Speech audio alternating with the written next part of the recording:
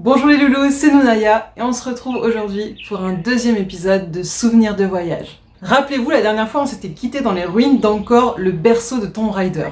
Dans cet épisode, je m'apprête à faire quelque chose d'un petit peu fou, me faire tatouer un tatouage sacré appelé Sakyant.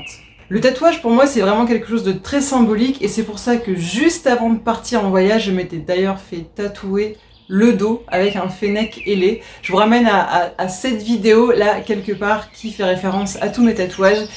Et je m'étais dit en fait pourquoi ne pas marquer le coup, pourquoi ne pas laisser une trace de ce voyage quand je serai sur place. C'est un peu par hasard que j'ai découvert la fédération Khmer Sakyant, qui est une sorte d'association en fait qui promouvoit la culture khmer qui est malheureusement en voie de disparition.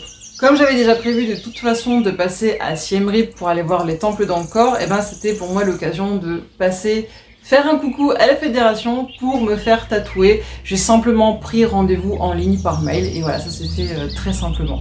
Au départ, j'étais censée y aller toute seule et finalement, mon copain de voyage, Yves, que j'avais rencontré 2 jours plus tôt dans la guest house, a décidé de m'accompagner. Mais avant de prendre la route, on avait quelques petites choses à préparer, donc on a été faire quelques courses qui allaient nous servir plus tard pour faire des offrandes et pour le rituel qui est lié au tatouage. Donc là, on est en train d'acheter des fruits, des bougies, de l'encens et on va aller acheter des fleurs de lotus parce qu'en fait aujourd'hui, je me fais tatouer un tatouage traditionnel dit magique, donc avec des vertus protectrices. On doit faire une offrande et ça comprend justement des fruits, de l'encens, des bougies, puisqu'il va y avoir une prière, une petite cérémonie qui va être faite avant le tatouage et je pense après aussi.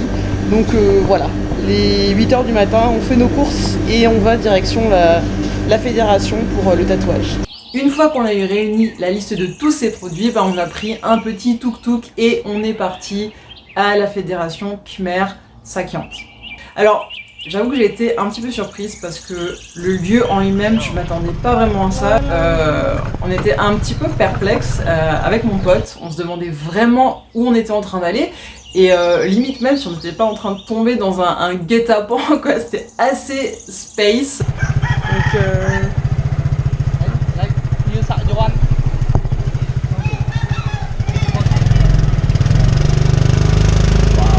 Donc on est dans la bonne direction. Là je vais me faire tatouer à la campagne. Alors les routes c'est plus possible. Ah. Oh god. Accroche-toi. Yeah. I don't think so. Oh god.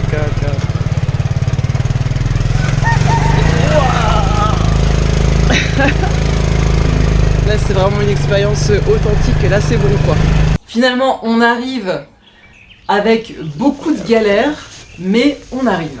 Je vais vous en dire un petit peu plus sur le tatouage Sakyant qui est vraiment une thématique extrêmement riche et intéressante. Je vous ai d'ailleurs mis des liens dans la barre info si vous voulez en savoir plus parce qu'on pourrait faire un reportage entier là-dessus. Tout d'abord la signification du mot Sakyant. Sak ça veut dire simplement tatouer, taper.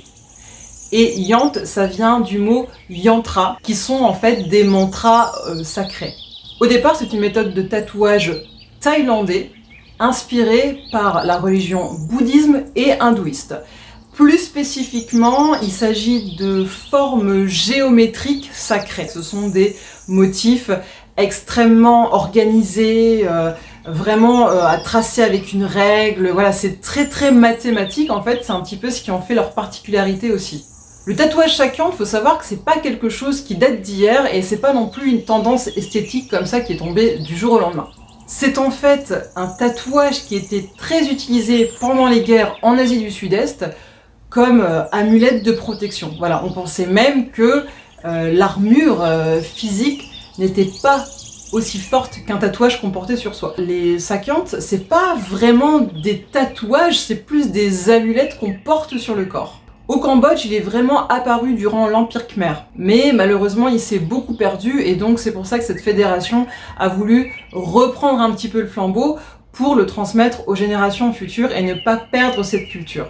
Alors concrètement, qu'est-ce que ça apporte un tatouage Sakyant? Eh bien, ça va vous apporter une protection contre des choses en particulier que vous allez définir au préalable, et puis ça va aussi repousser les dangers et les mauvais présages. Donc on est vraiment dans quelque chose de très superstitieux est lié aussi aux énergies divines.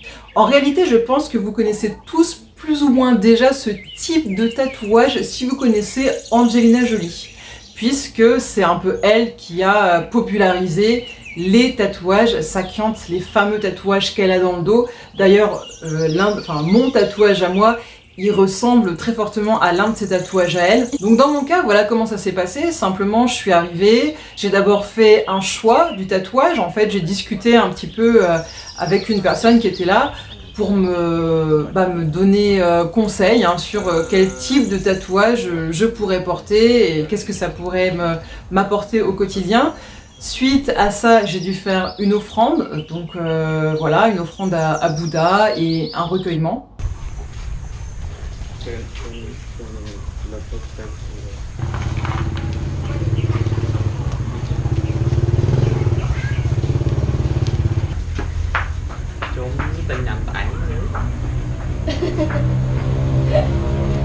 Aujourd'hui, on a souvent la possibilité de choisir entre le tatouage classique avec le pistolet à encre ou alors la version traditionnelle avec une pointe en métal et une branche en bambou. Et bien évidemment, j'ai choisi la façon traditionnelle parce que pour moi, ça n'avait pas de sens, sinon j'avais vraiment envie d'aller au bout de l'expérience. Surtout qu'on dit justement que la douleur ressentie, qui est censée être plus forte qu'au pistolet à encre, fait aussi partie un petit peu de cette expérience, de l'énergie ressentie, etc. Donc pour moi, c'était vraiment important de faire ça jusqu'au bout. Personnellement, j'ai eu moins mal qu'avec un pistolet à encre, sans doute à cause de l'emplacement de mon tatouage, qui était l'omoplate. Enfin, j'ai vraiment aucun souci. Bon, ça picote quand même, comme tous les tatouages, mais je veux dire, rien de terrible. Par contre, j'ai le souvenir d'un jeune homme qui était à côté de moi, qui voulait se faire tatouer vraiment quelque chose de beaucoup plus conséquent dans le dos. C'était juste le début du tatouage et il avait déjà les larmes aux yeux. Tous les 5 minutes, il fallait arrêter, il fallait qu'il prenne de l'eau, il était au bord de l'évanouissement réellement, il était en souffrance totale. Alors je ne sais pas si c'est personnel, je ne sais pas si c'est l'emplacement du tatouage, parce que moi j'ai beaucoup morflé dans le dos, mais plutôt dans le bas du dos avec mon précédent tatouage. Il y a quand même des témoignages sur internet qui mettent en avant la douleur de la méthode traditionnelle, donc peut-être que j'ai eu de la chance, je ne sais pas. Et à la fin, c'est donc le maître lui-même qui a réalisé la bénédiction du tatouage. Le tatouage en lui-même, finalement, c'est simplement un texte qui a du sens, certes, mais il faut encore activer le tatouage. Après le tatouage, j'ai donc eu droit à une petite cérémonie, à un rituel opéré par le maître. Et là, je suis dégoûtée parce que malencontreusement, j'ai effacé différents fichiers de mon ordinateur et donc je n'ai plus cette partie-là filmée alors que c'était la plus impressionnante, je dirais, la plus intéressante. Je vous mets dans la barre info un lien vers une expérience un petit peu similaire qui s'est pas du tout produit au même endroit mais qui vous donne une idée un petit peu de comment ça se passe. Alors on vient de recevoir une bénédiction du maître. Je sais pas encore exactement ce que ça signifie mais bon j'imagine que ce sont de belles choses qu'il nous a dit. Et du coup je vais découvrir en fait ce qu'il m'a fait dans la vidéo puisque moi j'ai dû fermer les yeux pendant toute la petite séance de méditation là. Donc je verrai ça après. Mais c'est une expérience c'est assez fort, hein, c'est assez spécial, on comprend pas tout mais on sent qu'il se passe quelque chose donc c'est une belle expérience en tout cas. Bon, de toute façon pour moi le tatouage ça me met toujours dans un état un petit peu méditatif, c'est cette douleur là qui finalement te déconnecte à un moment donné de ton corps et puis et tu planes un petit peu quelque part, je ne sais pas trop où, mais moi en tout cas ça me fait énormément de bien et je pense que c'est pour ça que beaucoup de personnes sont addictes au tatouage parce qu'il y a une addiction à la douleur mais qui est finalement une douleur qui fait du bien quand même. Pour finir, je voudrais quand même ajouter un détail qui n'en est pas un, c'est que pour que le tatouage reste activé et qu'il fonctionne, il faut suivre certaines règles. Ne pas tuer, ne pas voler, ne pas tromper son partenaire, ne pas mentir, et ne pas s'intoxiquer. Parce que l'idée, c'est vraiment ça en fait, c'est d'être une bonne personne et de dédier sa vie à essayer d'être une bonne personne. Quelqu'un qui va se faire tatouer et qui va faire juste n'importe quoi ou qui va vraiment être foncièrement mauvais, et bien à ce moment-là, on dit que le tatouage n'aura pas d'effet sur lui ou même qu'il peut se retourner contre lui à ce moment-là.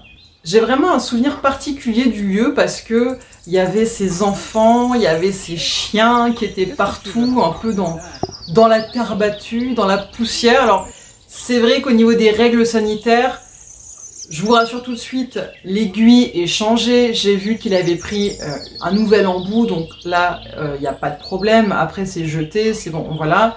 Mais c'est vrai qu'on n'est pas dans un hôpital aseptisé, quoi. On n'est pas dans ce qu'on a l'habitude de voir, donc je peux comprendre que ça rebute certaines personnes. Ça, c'est vraiment un truc que je kiffe en Thaïlande et au Cambodge, c'est que c'est vraiment free. Et chacun fait sa vie en fait, quoi. Tu vois, les animaux, les gens, les enfants, les poules, tout ce que tu veux. On est tous ensemble et tout le monde s'en fout en fait. C'est hyper relax et j'adore. En tout cas, ce fut vraiment une expérience inoubliable. Je regrette vraiment pas ce tatouage. Et puis, j'avoue que je m'en sors pas si mal dans la vie depuis. Donc, m'a-t-il porté chance? Peut-être bien. Pour ceux qui se demandent comment a évolué mon tatouage, voilà, je vous le montre directement en live. Donc je pense qu'il s'en sort pas trop mal. Alors ça reste des traits assez grossiers évidemment, mais bon, ça fait partie un petit peu du style et ça me dérange vraiment pas du tout. Évidemment, je vous mets tous les liens en commentaire, le lien de la fédération, comme ça, si ça vous intéresse, si vous passez par Siem Reap au Cambodge, pourquoi ne pas vous laisser tenter? Je vous invite vivement à vous renseigner avant de vous lancer dans un tel projet parce que les tatouages sacrés, ça a quand même une certaine signification, c'est bien de savoir quand même dans quoi vous vous embarquez. À ce sujet, je ne vous ai même pas dit à quoi correspond mon tatouage, donc moi tout simplement, c'est un tatouage de protection, de charisme, et de chance. Voilà, c'est basique, mais ça me va très bien. Si vous aimez ce genre de vidéo, n'hésitez pas à me laisser un like et un petit commentaire, ça me fait extrêmement plaisir. D'ailleurs, dites-moi justement dans les commentaires ce que vous pensez des tatouages sacrés, voilà. Est-ce que vous y croyez? Est-ce que vous pensez que c'est bien que des non-initiés, comme moi par exemple, aient accès à ce genre d'art ou non? N'oubliez pas de vous abonner à ma chaîne, de me suivre sur mon compte Instagram Nunaya World et je vous dis à très bientôt.